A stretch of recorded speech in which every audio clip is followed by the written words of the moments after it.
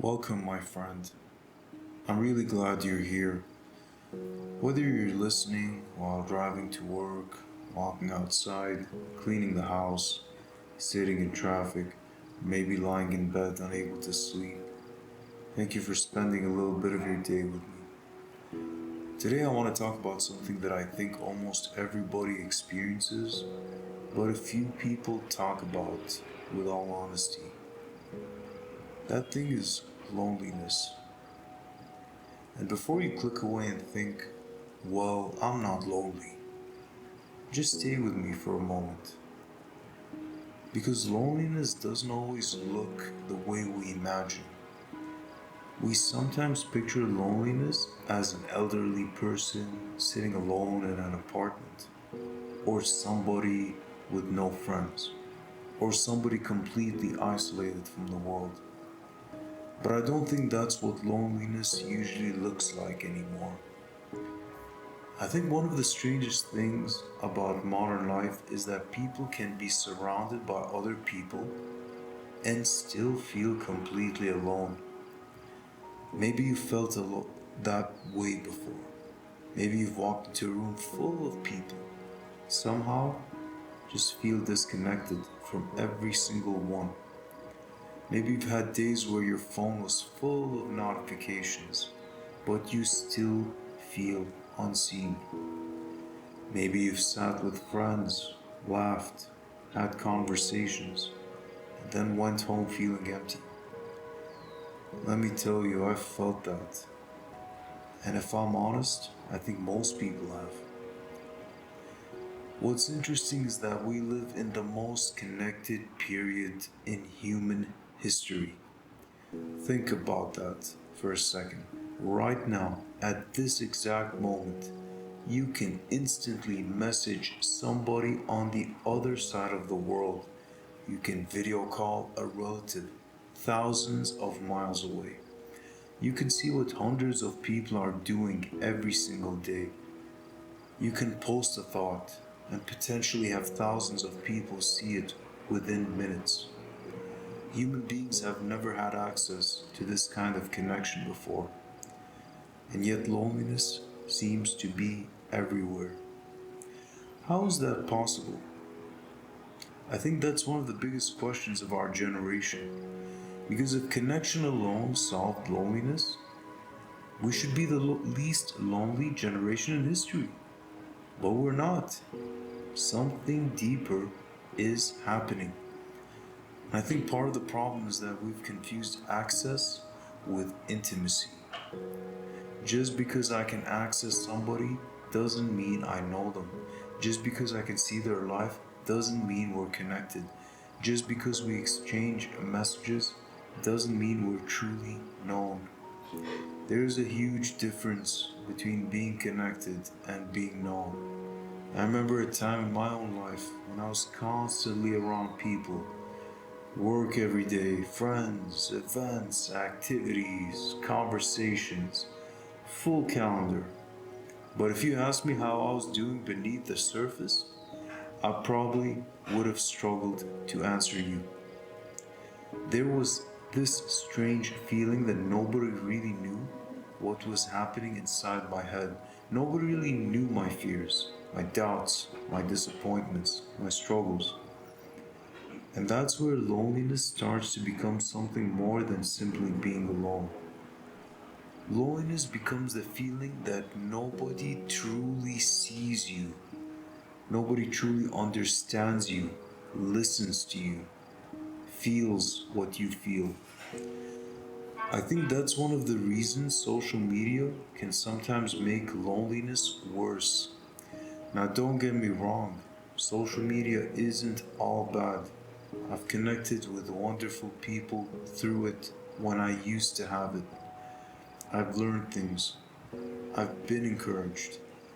But social media tends to show us everybody's highlight reel, their vacations, engagements, promotions, celebrations, perfect family photos, smiling faces. And meanwhile, we're sitting in our living room wondering why our life doesn't feel as exciting as everyone else's. The comparison is subtle, but it slowly works its way into our thinking. We begin to feel left behind, like everybody else belongs somewhere. Everybody else has found their people. Everybody else has figured life out, except us. The truth is that many of those people are struggling too. They're just struggling privately. Loneliness is often invisible. You can't always see it. The person smiling may be lonely. The successful person may be lonely. The married person may be lonely. The popular person may be lonely. Loneliness doesn't discriminate. And I think that's important to remember because loneliness has a way of making us feel defective. Like something must be wrong with us. Like we're somehow failing at being human. But what if loneliness isn't proof that something is wrong with you? What if loneliness is actually proof that something inside you is working exactly as it was designed to? Think about hunger. When you're hungry, your body's telling you that you need food. When you're thirsty, your body's telling you that you need water. Those feelings aren't flaws, they are signals. Maybe loneliness is a signal too. Loneliness is revealing a deep human need, the need to belong, the need to be known, the need to love and be loved, the need to matter. And if that's true, then perhaps loneliness isn't our enemy. Perhaps it's trying to tell us something. Now, here's where things get really interesting.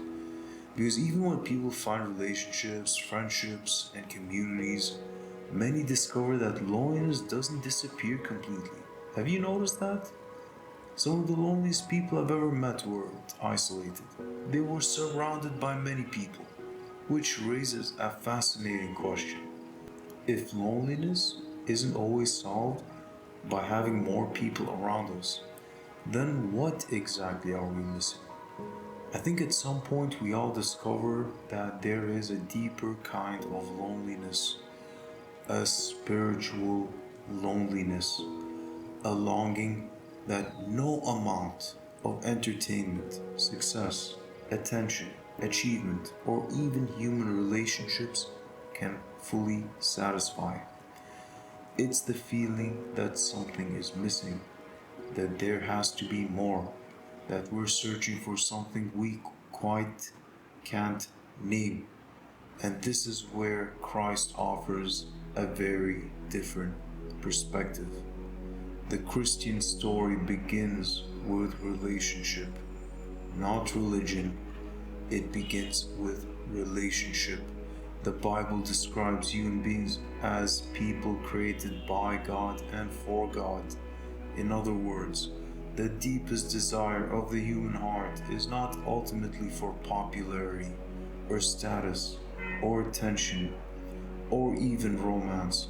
It's for connection with the one who created us.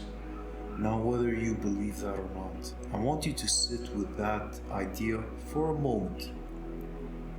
What if part of the loneliness we experience is actually homesickness? Not for a place, but for a relationship. What if the ache we feel points towards something greater than ourselves?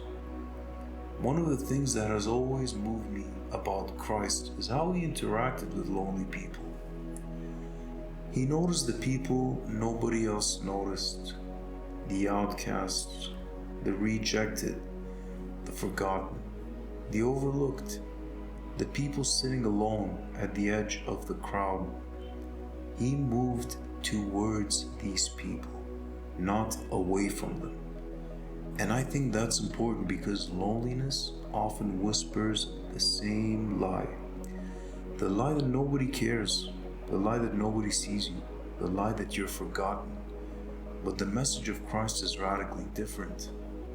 The message is that you are seen, you are known, you are loved, even when nobody else understands what you're carrying. even when your phone is silent, even when the room feels empty, even when nobody checks in, God sees you. And maybe that's exactly what somebody listening needs to hear today. Not a solution, not a life hack, not productivity advice, just this. You are not invisible. You matter. Your life matters. Your struggles matter. Your unique story matters. Your journey, your personal journey matters. And the loneliness you're carrying today doesn't have to define you forever. Over the next several episodes, we're going to explore this topic much more deeply. We're going to talk about friendship, belonging, validation, relationships, community, and ultimately how Christ offers something that the modern world desperately needs.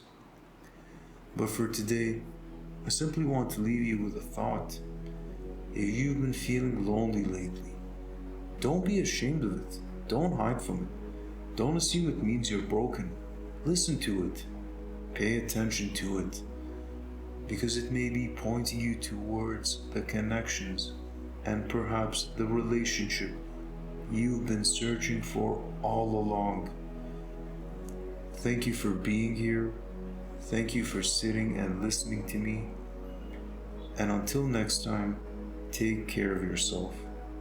God bless you.